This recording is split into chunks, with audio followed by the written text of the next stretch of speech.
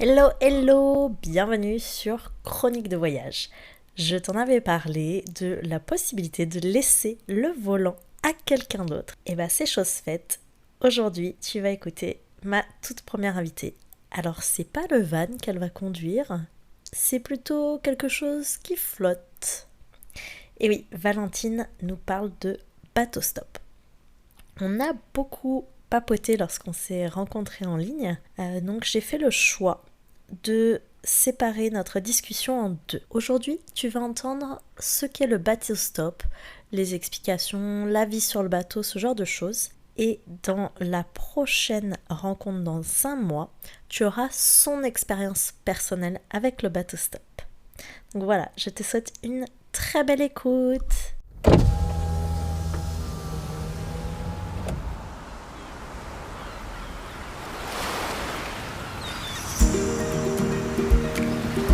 Ah, les road trips, les paysages qui défilent, la musique, l'air qui caresse ton visage, la légèreté. Ça te tente? Allez, monte à bord. Derrière le volant aujourd'hui, c'est moi, Alban. Une femme avec une grande soif de découverte et d'aventure. Après un burn-out, je suis partie seule en Inde. J'ai compris l'urgence de faire de moi ma priorité. Et que ce qui m'anime, c'est d'aider les autres à le faire aussi. Comment? En créant des bulles de bien-être.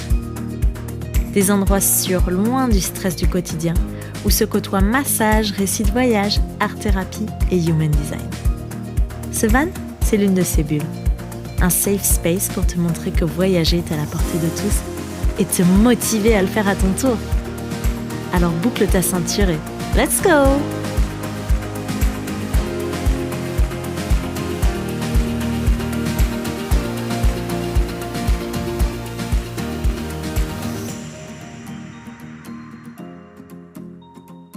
Salut Valentine, merci de te joindre à moi, la toute première invitée pour le podcast. C'est avec un grand plaisir. Alors, tu vas nous parler aujourd'hui de quelque chose qu'on n'a pas l'habitude d'entendre, le bateau stop. Effectivement. Alors déjà, est-ce que tu veux bien expliquer ce que c'est que le bateau stop? Ouais. Alors le bateau stop, c'est comme l'autostop en fait, le fait de demander à des gens qui ont un trajet de prévu en bateau, les capitaines, s'ils veulent bien nous prendre à bord avec eux. Et alors la petite nuance, la grosse différence quand même avec l'autostop, c'est que le voyage est beaucoup plus long et qu'on va mettre la main à la pâte. Donc la plupart du temps, on va proposer de prendre part aux activités du bateau, donc de faire des surveillances de nuit, de participer à la navigation, de pouvoir voilà, donner un coup de main pour nettoyer le bateau. Si on a des compétences en mécanique, on va pouvoir aider à faire des réparations s'il y en a besoin. Si on navigue avec des personnes âgées, faire les tâches qui demandent un peu plus de gymnastique, on va dire. Donc voilà, participer à tout ça, ou alors si on n'a pas ces compétences-là, tout simplement ça peut être de s'occuper des enfants quand c'est des familles qui voyagent, que les parents veulent se focaliser sur la navigation, faire l'école à la maison, ou juste faire des activités un peu ludiques. Ça peut être aussi de faire la cuisine, ça peut être de tenir compagnie à des gens qui voyagent seuls ou à deux et qui veulent partager un peu leur bateau avec d'autres personnes, faire des rencontres. Il peut y avoir des bateaux à thème aussi. On peut rencontrer des bateaux soit des bateaux qui prenaient que des femmes pour promouvoir un peu la place de la femme dans la Ah navigation, sur super! la mer. Vraiment génial. Alors j'ai pas eu l'occasion vraiment de discuter avec ces équipages-là, mais j'ai des amis qui m'en ont parlé et c'est vraiment super parce que c'est vrai que moi depuis que je suis partie, j'ai pas rencontré une seule femme capitaine. J'ai rencontré que des hommes capitaines. Donc Ok. ça fait poser beaucoup de questions. Donc quand on voit ce genre d'initiative, c'est quand même assez chouette. Ah c'est sûr, c'est une super Après, idée.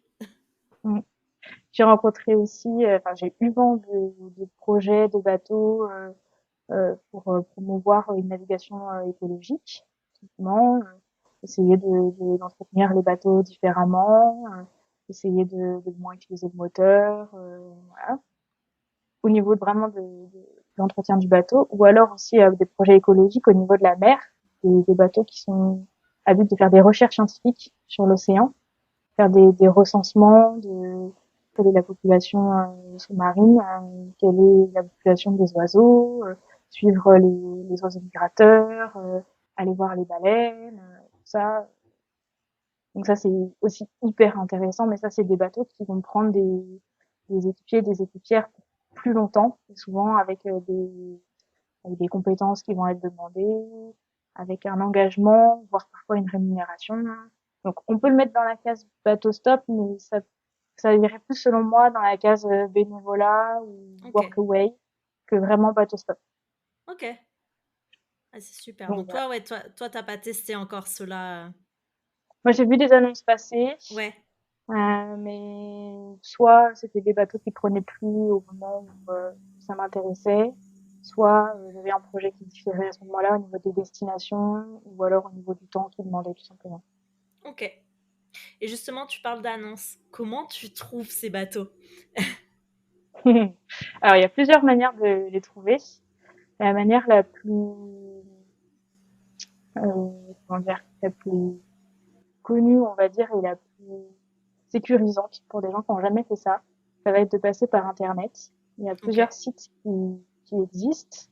En français, il y a la Bourse aux équipiers. C'est un site qui est gratuit. C'est le seul site français que j'ai trouvé, en tout cas, qui est gratuit, où les équipiers ou les capitaines vont pouvoir poster des annonces en disant ce qu'ils recherchent, avec leur date, leur projet et ce qu'ils demandent. ok. Souvent, le problème sur ce genre de site, c'est qu'on va avoir une demande qui est beaucoup plus grande que l'offre. On va avoir beaucoup plus Hmm, de gens qui vont chercher des embarcations que de capitaines qui ont besoin d'équipiers et ouais. d'équipières. Donc, rien que pour recevoir une réponse, c'est, voilà, il faut avoir de la chance, il faut être tout le temps sur le site, envoyer son message dans les premières heures après la publication. Voilà, on peut mettre aussi soi-même son annonce en disant bonjour, je suis Valentine, je cherche une embarcation. Ouais. Mais il y a très peu de gens qui vont venir te contacter par ce biais. Ça se fait, mais beaucoup moins. Donc il y a ce site-là français. Après, il y a un site international qui s'appelle Find a Crew. Ok. Et lui, il va être un peu plus précis dans le sens où quand les gens vont mettre des annonces, ils vont pouvoir spécifier d'autres conditions. Déjà, ils vont pouvoir rentrer, ils vont être obligés de rentrer les caractéristiques du bateau, avec quel bateau c'est, combien de cabines, ce qui est déjà un peu plus, ce qui nous avance plus nous en tant qu'équipiers et équipières pour savoir dans quoi on veut s'embarquer. Donc il y a les critères du bateau, mais il va y avoir aussi les critères humains, on va dire, de ce qui est attendu de la part du capitaine et ce qui est attendu de la part de l'équipage. Donc on peut avoir des questions un peu qui peuvent paraître bizarres au début quand on voit ça, mais en fait qui ont toute leur importance. Hein. Est-ce que on est d'accord pour fumer ou pas sur le bateau? Ouais, Euh, c'est vrai que c'est important quand est-ce même. Par exemple, ouais, complètement. S'il y en a qui supportent pas ça, s'il y en a qui peuvent pas s'en Ouais, puis empêcher, c'est ça, au voilà. contraire, ceux qui sont accros, qui puissent. Et c'est des informations qu'on n'a pas sur l'autre site dont je t'ai parlé juste avant. Ok. En fait, c'est au moment où tu as la personne au téléphone ou tu la rencontres que tu vas te rendre compte de ça. Alors que sur ce second site, tu le sais dès le début, voire même les personnes qui rentrent pas dans tes critères n'apparaissent pas dans ta page de recherche. Ah oui, c'est pratique ça. Mm. Mm. Ok. Voilà, il y a d'autres caractéristiques. Il y a aussi est-ce que je recherche, est-ce que j'accepte ou est-ce que je n'accepte pas de relations amoureuses sur mon bateau, Ça, c'est important. ce qui est C'est bien aussi de le très important. préciser, ouais. Au moins, ça évite tout malentendu. Mm, complètement. Ouais, surtout que moi j'ai entendu et j'ai vécu des situations où c'est des équipières qui sont retrouvées sur des bateaux avec des situations un peu compliquées, un peu délicates, alors que quand on part pour plusieurs jours en mer, c'est important de se sentir en sécurité sur tous ces différents plans. Très Mm. clairement. Voilà, et puis aussi, dernière information qui demande, voilà, par exemple, est-ce que la nudité est acceptée à bord ou pas? Parce qu'à bord, bah, voilà, en fonction de la taille du bateau, on a des douches ou pas, donc se laver sur le pont ou en cabine. Voilà, Mm. c'est des questions logistiques. Il y a aussi la question de est-ce que je demande un financement? Est-ce que je demande à ce que mon équipage participe aux frais? Si oui, à quelle hauteur? Est-ce que ça comprend ou pas la nourriture? Ou à l'inverse, est-ce que moi je recherche des équipiers, des équipières que je vais rémunérer sur le trajet? Ah ouais, c'est vraiment bien fait. Mm. Ouais, ça évite les mauvaises surprises, quoi. C'est vrai que ça peut, comme tu dis, ça peut paraître très bizarre quand tu lis ça, Mais en fait, ça fait complètement sens et c'est important. Complètement. Donc ça, c'est le deuxième site finalement le plus complet, mais malheureusement, c'est un site sur lequel on va trouver beaucoup de capitaines qui cherchent à te faire payer Mm. le fait d'embarquer. Par rapport au premier site, où on va trouver plutôt des gens qui vont te faire payer juste tes frais personnels, donc la nourriture. Donc voilà, c'est des avantages. Après, il y a toujours la perle rare, hein, qui te prendra sans aucun problème. Ouais, forcément. Et puis après, il y a d'autres sites qui existent. En français, il y a aussi Vogue avec moi, par exemple. Et la problématique de ces sites, entre guillemets, moi, je suis pas allée parce que c'est des sites qui demandent une inscription ou Payante. de payer. Voilà, Ok. exactement. En fait, Vogue avec moi, c'est un site sur lequel tu peux voir les annonces. Mais pour envoyer un message au capitaine, il faut que tu payes un abonnement. Ouais. Ouais. Donc, c'est pas ce Oui, que je je recherchais comprends. moi. Ouais, je Mm. comprends. Ça peut effectivement, au moins, tu as une sécurité, puis eux ont besoin de se rémunérer, mais oui, ça peut faire une somme dans ton voyage, quoi. C'est ça. Ouais. Puis, la plupart des bateau stoppeurs essayent de voyager à moindre coût. Devoir payer des abonnements à droite, à gauche pour pouvoir trouver un bateau, c'est pas ce qu'on recherche. Ouais, c'est sûr. Après, il y a ces sites-là, mais il y a aussi sur Internet de manière plus vague. Euh, Moi, j'ai beaucoup de groupes Facebook qui Ok. partagent des annonces. Alors pareil, hein, les demandes, elles sont bien supérieures au nombre de personnes qui prennent, mais il y en a qui trouvent quand même comme ça, donc ça se fait. Ça dépend aussi de à quel endroit tu es, pour quelle navigation tu demandes. Moi, c'est la traversée de l'Atlantique en plein mois de novembre. C'est le gros de la saison. À ce moment-là, toutes les annonces tournaient autour de ça, donc forcément, Ok. il y avait très très peu de personnes qui pouvaient trouver par ces biais-là. Donc Ok. l'autre manière de trouver, ce que j'ai fini par faire, c'est d'aller sur place et de faire des bateau stop sur place, dans les ports, sur les pontons, aller directement en contact des capitaines, leur demander, être visible, faire son réseau et faire marcher du bouche à oreille. Ouais, faire du stop comme tu feras en voiture, quoi. Mmh, complètement. Ouais, alors après, c'est il y en a qui utilisent des pancartes, d'autres non. Il y en a qui vont avoir j'ai rencontré des bateau stoppeurs qui avaient leurs petites cartes de visite, et qui Ah, ok. les distribuaient. Et comme ça faisait, voilà, si la personne ne pouvait pas le prendre en stop, mais entendait quelqu'un d'autre qui Ouais, allait il dans la même passait. direction. Exactement. Ok. Et Et le toi, but, c'était de se faire un réseau. moi, c'est une de mes grandes questions. Parle-moi du mal de mer. Et du mal de terre, je suppose. Ouais, c'est différent. Alors, Ouais. le mal de mer, je l'ai pas eu sur ma première embarcation. Ok. Après, on a fait une navigation que de 6 heures, donc ça allait. La deuxième, je l'ai eu, mais au bout du troisième jour. Ok. Et je l'ai eu parce on avait un vent et une houle qui nous arrivait de travers sur le bateau. Ok. Donc j'étais déjà assez fatiguée à ce moment-là. Ouais. Et voilà, dans le mal de mer, il y a des conditions qui font que tu peux l'avoir plus facilement. En fait, il y a les 3 F, faim, froid, fatigue. Ok. Sont des conditions qui vont faire que ton corps, Ah. du coup, il s'adapte moins ton oreille interne va moins s'adapter à cette houle, pourra moins compenser et du coup va te rendre malade. Ok. Ah, je savais pas du Donc il y tout a ça, c'est ça et hyper puis intéressant.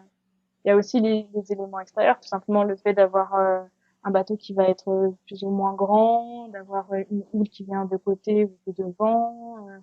Ça sont des choses qui vont accentuer la gîte du bateau, le roulis du bateau, et qui va te rendre malade. Et aussi, et ça c'est comme en voiture, si, si tu regardes la route, t'as moins mal au cœur. Là, si tu regardes la mer, t'as Ok. moins mal au cœur que si t'es plus sur un bouquin ou sur autre chose. Ok. Donc là, dans le bateau, le jour où j'ai eu le mal de mer, je me souviens que c'était impossible pour moi de descendre dans la cabine. Si je descendais dans la cabine, je voyais plus la mer, je voyais plus l'horizon, et C'était foutu, quoi.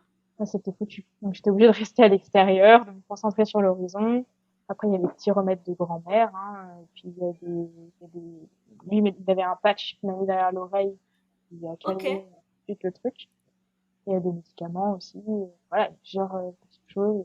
Ça arrive à tout le monde d'avoir le mal de mer, de pouvoir prendre son mal en patience et après ça passe. Et le mal de terre, par contre, ça, c'est donc quand tu redescends de ton bateau Ouais. et que ton oreille interne, c'est tellement adapté au mouvement du bateau que d'être sur du plat, et ben, c'est pas normal. Ton oreille, elle Ça continue de tangue. se gonfler. Du coup, tu tangues. C'est exactement comme quand t'as fini, quand t'as été dans un parc d'attractions et que t'as l'impression d'être encore dans une attraction. C'est la même Ok. chose. Mais c'est moins, enfin, en tout cas, moi, de mon expérience, j'ai jamais été nauséeuse à cause du mal de terre. Ok.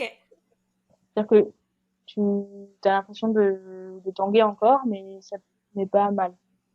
Ouais, c'était pas. Tu l'as vécu là du coup sur ces expériences-là, sur ce trajet-là, le mal de terre ou pas? Sur aucun de mes 3 Super. trajets, je l'ai vécu. Les fois où j'ai vécu le mal de terre, c'est quand j'ai fait des navigations à la journée sur des bateaux, plus pour faire de la course. Ok. Bon, tant Où mieux. là, effectivement, on va plus vite, on fait moins attention. En fait, quand tu fais de la croisière, on fait quand même attention d'être confortable dans le bateau. Ouais. On- Si on voit qu'on a les vagues qui viennent de côté, bon, bah, on va essayer de modifier la trajectoire pour qu'elles viennent de derrière et que ce soit plus agréable. Ok. Oui, Le t'as but, des c'est façons. pas de souffrir. Mm. Ok. La vie sur le bateau, c'est. Est-ce que tu peux en dire un peu plus? Comment c'est? Sur le bateau, on va avoir plusieurs obligations. Des Ok. obligations de navigation Ouais. et des obligations de vie quotidienne, hein, comme à la maison. Hein. Les obligations de vie quotidienne, ça va être de cuisiner, de prendre un repas ensemble, de faire la vaisselle. Ouais. Euh, et puis, la gestion de la navigation, en fait, c'est de la surveillance, surtout. Quand on est marin, en bateau, on est constamment obligé d'avoir au moins une personne qui surveille ce qui se passe. Ok. Donc, on organise des quarts, on appelle des Ouais. quarts pour se relayer. Il y a des quarts de jour et des quarts de nuit. Ok. La journée, on prenait nos quarts en binôme. On avait des quarts de 3 heures en binôme. Donc, Ouais. moi, j'étais avec mon binôme, on avait, je sais plus à quelle heure c'était. Je crois que c'était juste après le repas. Mais globalement, la journée, c'était pas, enfin, il se passait pas, c'était pas très éprouvant, c'était pas difficile de faire ton Ouais. quart, quoi. Parce que de toute façon, la journée, on était tous dehors, tous à regarder, soit à bouquiner, soit à regarder un peu comment le capitaine s'y prenait avec ses voiles, soit à regarder s'il y avait pas de la vie dans l'eau. Donc c'était pas difficile, c'était pas un effort Ouais. d'aller dehors, quoi. Et après, il y a les quarts de nuit, et ça, c'est de 2 heures par personne, Ok. sachant que, Seul du coup. ouais, c'est ça. Seul. En fait, le truc, c'est, on avait dit 4 heures par binôme, mais tous les binômes ont choisi de faire ça en 2 heures, Ouais, pour avoir plus de temps de sommeil. ouais, pour avoir plus de temps de sommeil, ouais, c'est ça. C'était c'était pas nécessaire d'être à deux sur ces Ok. moments-là, quoi. Il y avait que le capitaine qui avait pas de quart, parce que déjà, 81 ans, il puisse dormir quand même. Oui. Et que en plus de ça, c'était quelqu'un qui, s'il y avait un problème pendant la nuit, c'était lui qu'on réveillait. Et Ouais. donc, il pouvait être réveillé à n'importe quel moment, du coup, autant qu'il ait bien dormi avant, quoi. Ouais. Qui puisse Lui, il n'avait gérer pas de quart. Il a juste fait les premiers quarts, avec moi, il a fait mes 2 premiers quarts, pour te montrer et comment faire. c'est ça. Ouais. Ok. Et donc, moi, j'avais un quart euh, de 2 heures du matin à 4 heures du matin. Ok. En fait, tout simplement, tu mets ton réveil, hein, Ouais. juste avant de prendre ton quart, et puis après, tu sors. Et donc, en fonction de où est-ce qu'on en est dans la navigation, tu mets un pull ou pas. Au début, en partant des Canaries, je mettais un pull. Après, euh, après, il Trop fait chaud. tellement chaud que, Ouais. que ça va. Et globalement, les tâches pendant le quart, c'est de vérifier sur le GPS, mais aussi vérifier en réel s'il n'y a pas de bateaux qui vont te couper la route. Ouais. Il n'y a pas de risque, ce qu'on appelle des risques d'abordage, Ouais. des risques voilà, de se rentrer dedans, en fait, tout simplement. Ouais. On vérifie ça, on vérifie que, pareil, on rentre pas dans une bouée, on reste éveillé s'il y a un signal sonore ou, pour un signal lumineux, un truc qui pose problème. S'il y a un changement de vent et que les voiles s'emballent, enfin voilà quoi. En fait, dès qu'il y a le moindre problème, la consigne, c'était de réveiller le capitaine pour faire Ok. ça. Que... Après ça, chaque bateau, chaque capitaine a sa politique. Il y a des bateaux sur lesquels les équipières sont autorisés à faire les manœuvres d'eux-mêmes. Ouais. Là, lui, il voulait qu'on le réveille pour pouvoir superviser le tout, quoi. Ok. Donc ça, et du coup, en fait, le fait qu'on ait ces heures de quart en décalé chacun, ça fait qu'on a pas tous le même rythme dans Ouais. sur le Forcément. bateau. Euh, je sais que, par exemple, moi, je me levais plus tard que les autres. Euh, du coup, le seul repas qu'on prenait tous ensemble, à 6, c'était le déjeuner. Ok. Le petit déjeuner, chacun le prenait à son rythme. Le dîner, on le prenait que à 5. Et il y en avait une qui dormait. C'était le premier quart. Du coup, elle dormait pendant Ouais. le dîner. Et après, elle allait prendre son quart. Euh, donc voilà, on avait des rythmes différents, mais globalement, ça se fait assez bien, quoi. C'est que le matin et le soir que vraiment ça nous décale. Le reste de la journée, on Ouais. arrive à être tous ensemble, plus ou moins. Après, on avait de la chance, moi j'étais sur un énorme catamaran, il faisait 19 mètres. Ok. Donc on avait, même si on était 6, on avait vraiment la place. On était deux par cabine, toujours en binôme, comme je te disais. Et finalement, si on voulait être seul à un moment dans la journée, on pouvait, Ouais, soit à t'as de quoi l'extérieur ou à t'isoler l'intérieur. tranquille. Ouais. Ouais, ouais, t'as de la place sur le bateau, vraiment. Soit tu te mets à l'avant d'une coque, soit tu te mets dans ta cabine, tu demandes à l'autre de bien vouloir te laisser le temps d'une sieste. Ouais. Tu restes dans le carré central, tu vas au cockpit, enfin, tu peux trouver un endroit, quoi. Il y a pas de problème Ouais. là-dessus. Et après, dans ta journée, tu t'occupes comme tu veux.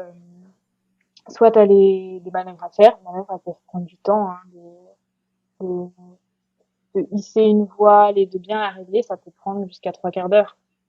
Ok. Euh, Mais une fois que la voile elle est réglée, tu peux la laisser comme ça des jours entiers. Ah oui. C'est pas quelque chose quotidien. Ouais, bah en fait, comme je te disais, les alizés, ils vont d'est en ouest, mais ils sont très réguliers. Les vents, ils changent pas, du coup, t'as pas besoin de changer tes voiles. T'as juste quand les vents changent. Voilà.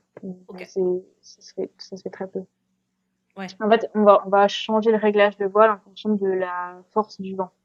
Si le Ok. vent est trop fort, on va faire un réglage pour que le bateau il soit moins en tension et du coup éviter des casses, éviter des problématiques.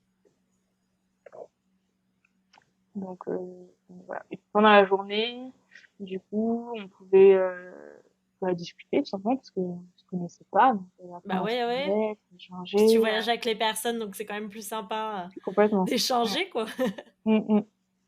Et puis c'est, tu vois, avec mon binôme, on s'est vraiment bien trouvé du coup parce euh, on était beaucoup dans l'introspection. Comme Ouais. t'as pas de téléphone, t'as pas de télé, t'as Ouais. pas internet, t'as pas de réseau, t'es seul face à, enfin, t'es seul. T'es ensemble face à l'océan. Ouais. Euh, nous, tous les deux, on commençait un voyage à durée indéterminée. Donc on se posait des questions. Qu'est-ce que t'as laissé? Pourquoi t'es parti? T'es en quête de Ouais. quoi? Quoi tu crois? Qu'est-ce que t'as retrouvé? C'est des trucs intenses, quoi, des trucs Ouais. profonds. Euh, Ça, j'avais cette conversation surtout avec mon homme, mais avec d'autres. J'avais des conversations sur un peu la manière de voir le monde aussi. Ouais. Et puis avec le capitaine, des discussions de navigation, il m'a appris beaucoup de choses, Ouais. Ouais, avec d'échanges. lui, t'as vraiment montré les choses, t'as pu vraiment participer ce que tu voulais. Ouais. Alors j'ai pu plus le faire, Ouais. euh, pas totalement, parce qu'il était aussi frileux qu'il y ait de la casse. Il Ouais. fait attention. Et bon, c'est normal, le capitaine il est responsable de la sécurité à bord, donc il fait attention. Euh, Malheureusement, j'ai été victime un peu de choses du style non, mais t'es une fille, du coup reste plutôt aux manettes plutôt que d'aller tirer sur les voiles. Voilà Parce que quoi. c'est quelque chose qui nécessite de la force. Ouais. Ah oui, Ok. oui, oui.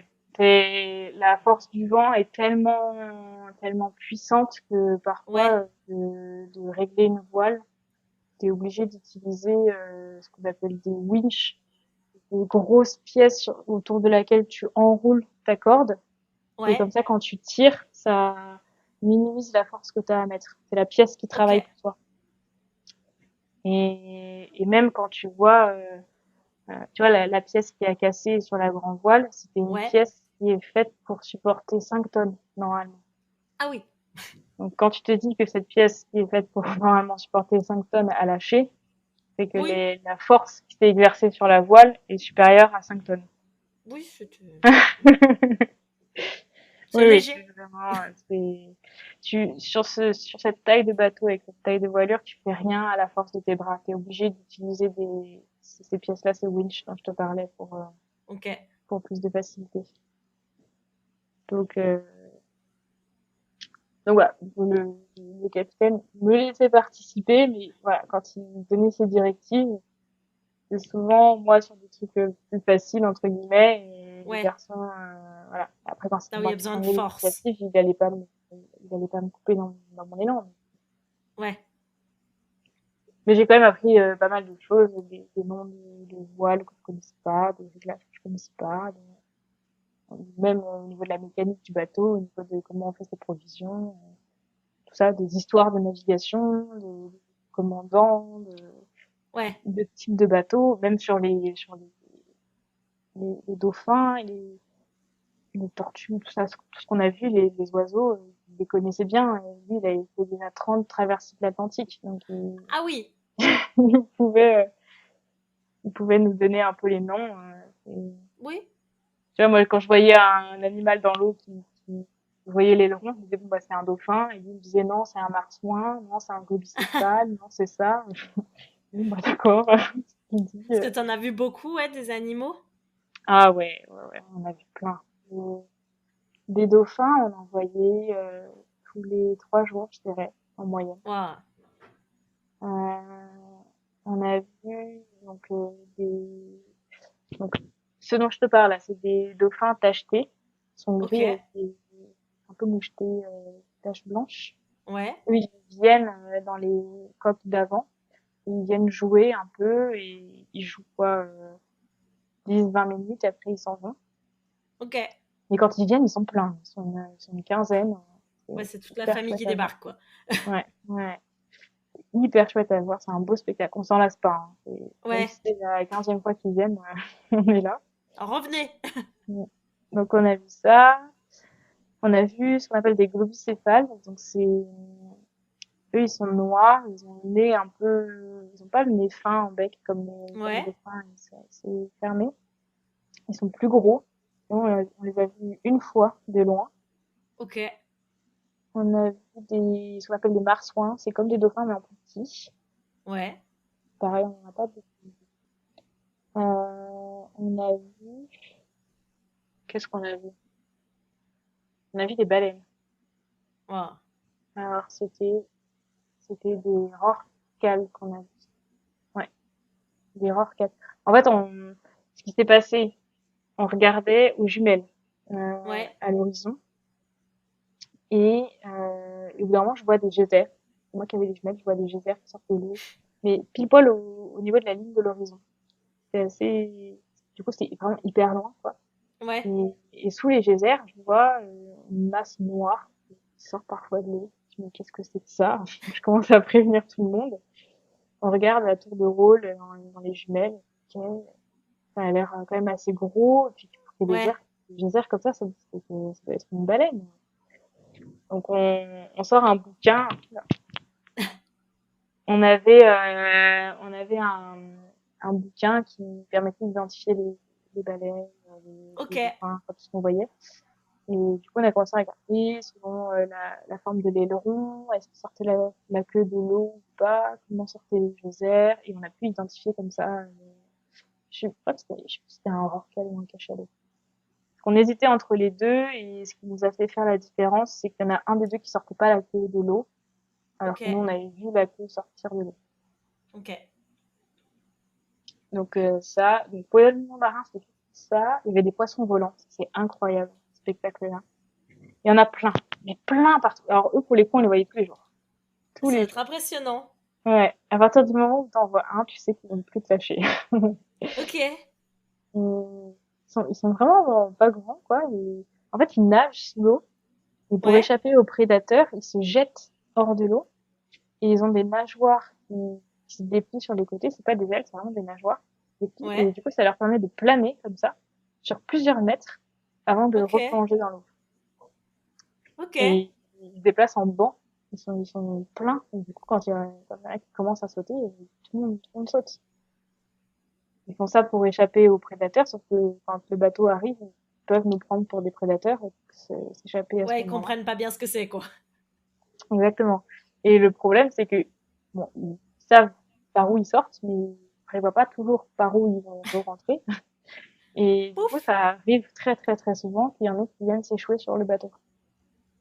Tout simplement. Qui sortent de l'eau et Ouais, qui viennent, qui se prennent la coque, qui prennent une voile, et qui s'échouent. Donc, la journée, quand on en voit qui s'échouent sur le bateau, on essaye de les rejeter à l'eau, en ouais. temps voulu. Mais la nuit, il y en a plein qui se font prendre au piège. Et du coup, tous les matins, on fait le tour du bateau et on voit combien on en récolte. Et ça peut aller jusqu'à, un matin, on en a récolté 6. Ah ouais. Et c'était échoué, qui étaient morts. Donc, on peut les garder et les cuisiner, les manger. Oui, c'est mangeable. Ouais. Ouais, ouais. Bon, faut les manger assez vite quand même. Faut pas qu'ils soient encore frais, quoi. Ouais. Et c'est mangeable, c'est bon. Le problème, c'est que il y a plein de petites arêtes. Donc, c'est Ouais. vraiment C'est pénible.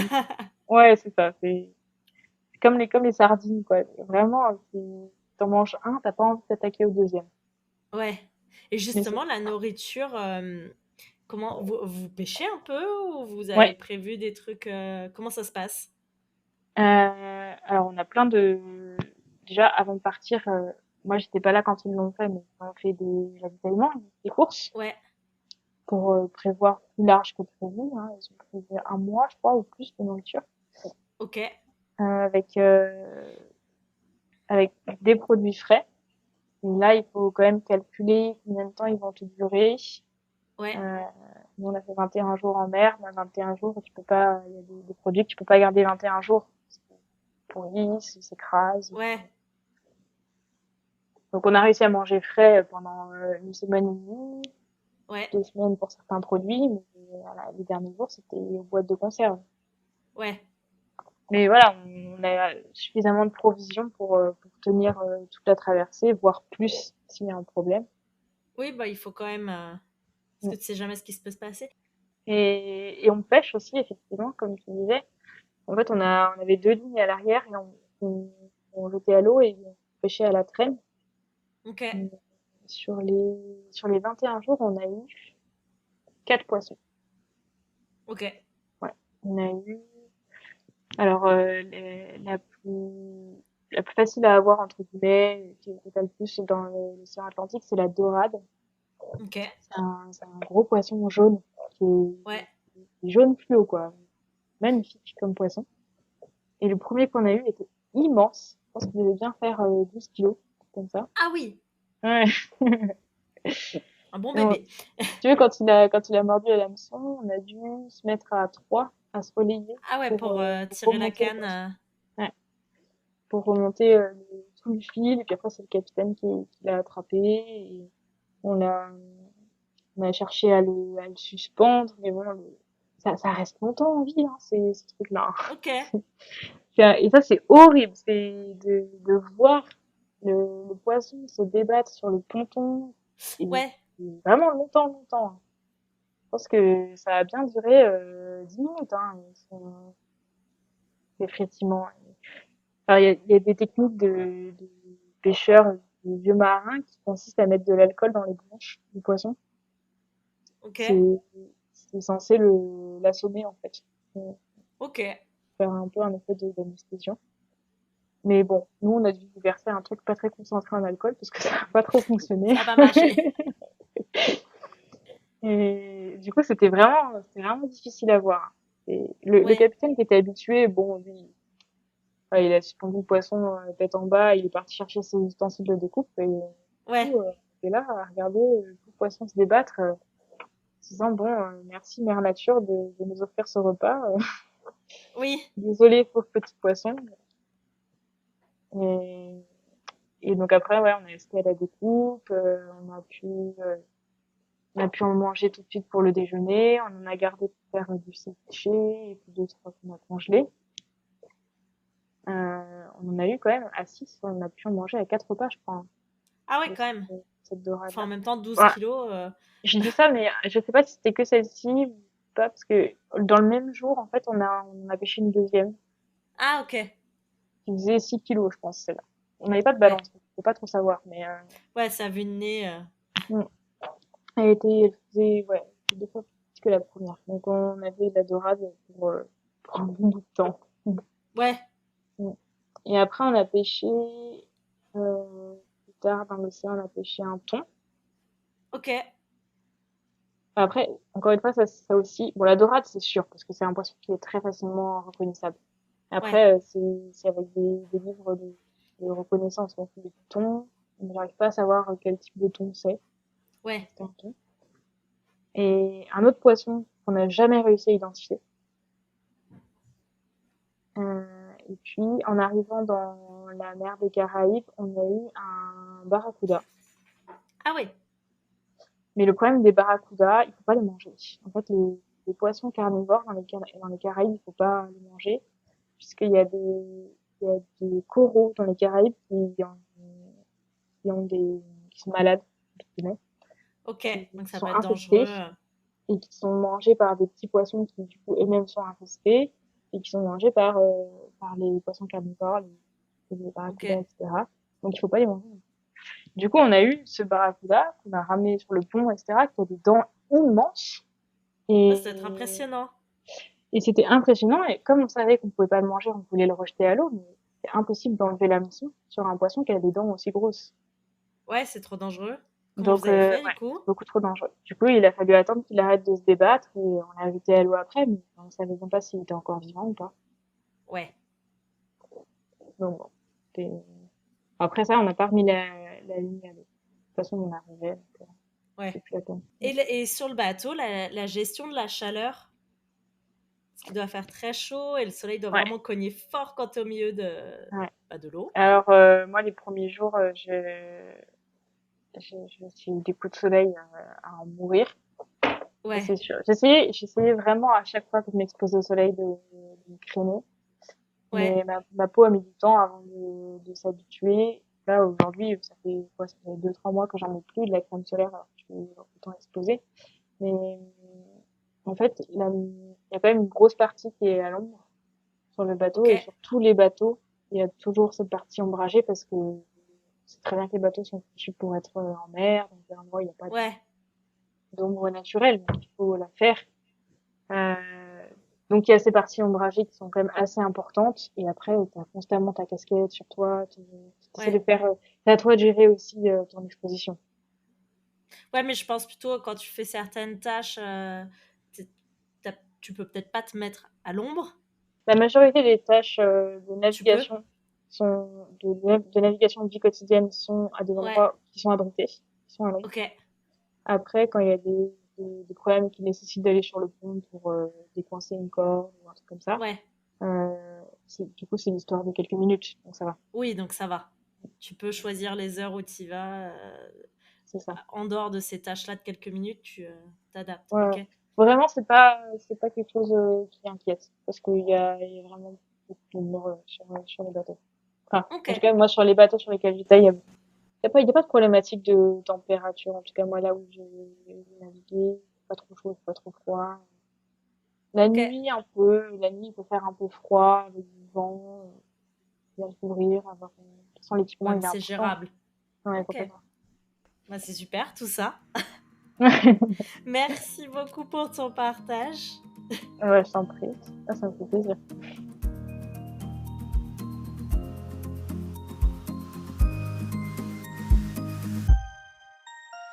Merci pour ce beau moment. Je suis tellement contente que tu sois venue en road trip avec moi aujourd'hui. Si ça t'a plu, viens me raconter ce qui t'a marqué sur Instagram. Et si tu veux que d'autres puissent profiter à leur tour de ce moment d'évasion, laisse 5 étoiles sur ta plateforme préférée. à la semaine prochaine et qui sait, peut-être que je te laisserai le volant.